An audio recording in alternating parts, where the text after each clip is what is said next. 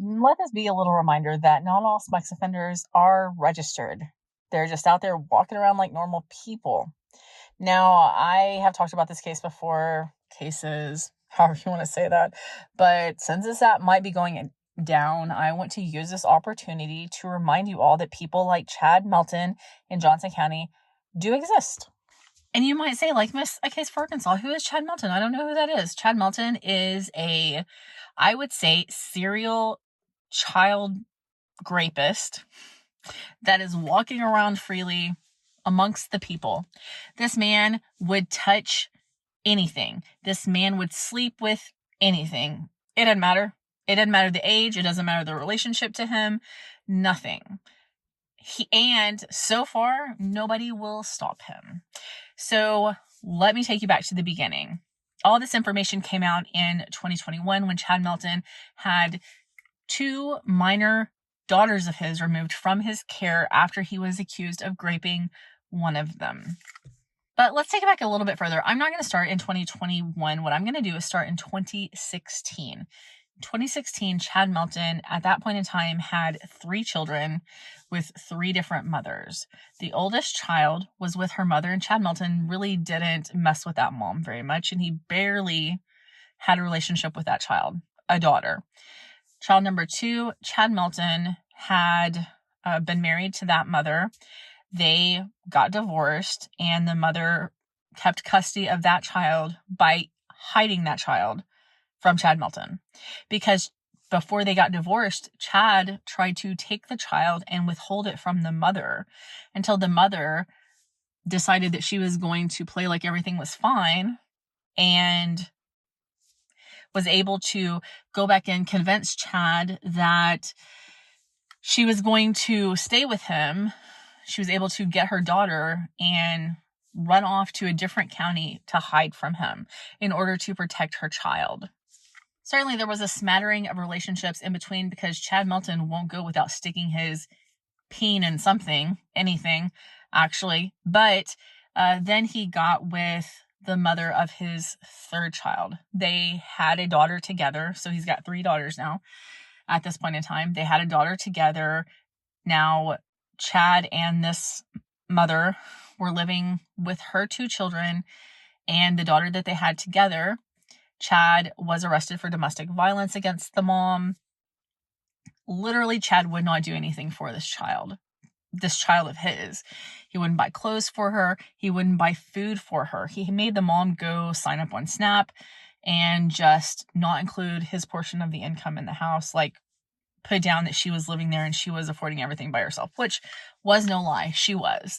But Chad would not take care of this child at all. Wouldn't even babysit the child if it came to that. But the mom finally was able to get away from Chad. And you might think to yourself, you know a lot of details about this case. Are you one of the moms? Absolutely not. No, I'm not.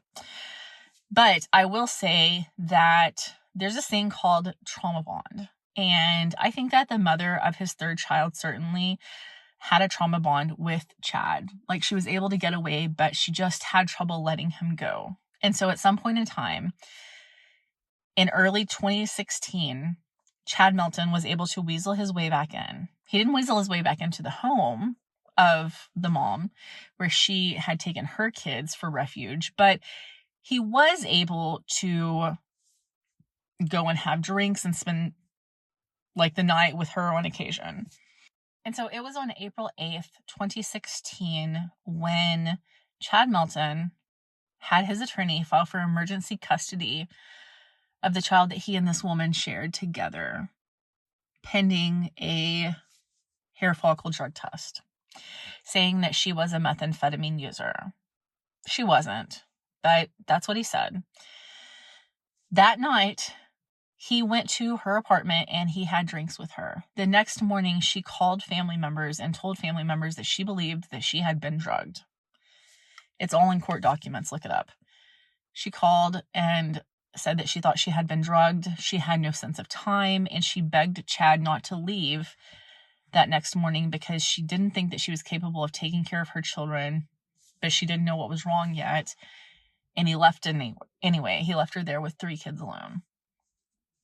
She had a family member take her to the hospital where they did some blood work and discovered that she had indeed been drugged with a very large amount of methamphetamine that was in her system.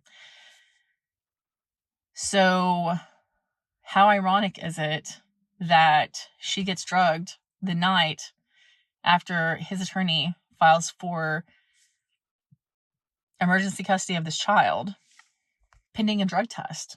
Kind of ironic, isn't it? Well, Chad also had this woman that he was engaged to. She had a teenage daughter.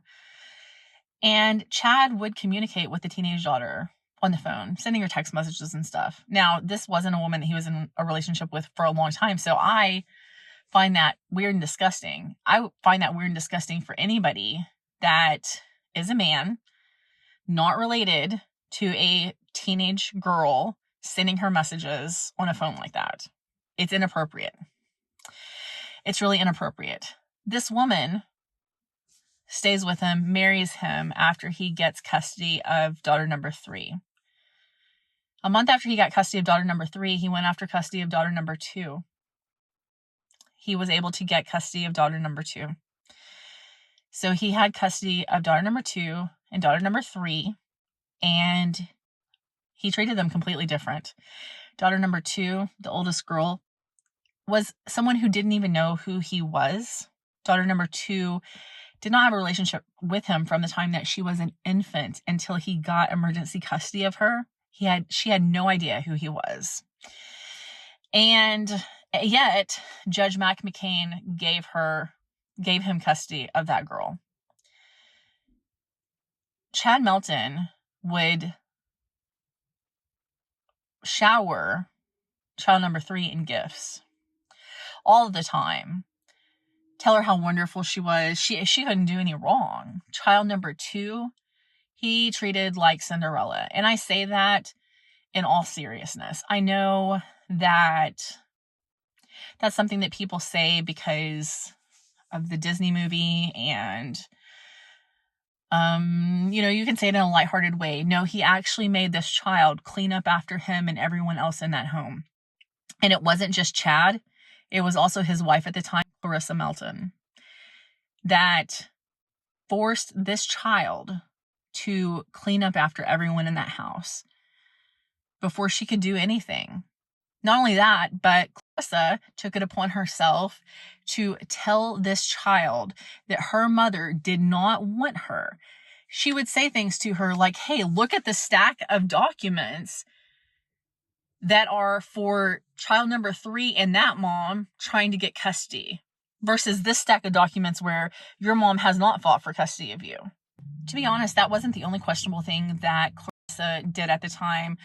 Also, child number 3, when Chad got custody of her, was in diapers. And as she was in diapers, her mother found it quite weird that when she came for visitation, that she always had yeast infections. And they were not your average run-of-the-mill yeast infections. They were hellish discharge yeast infections. Green yeast infections.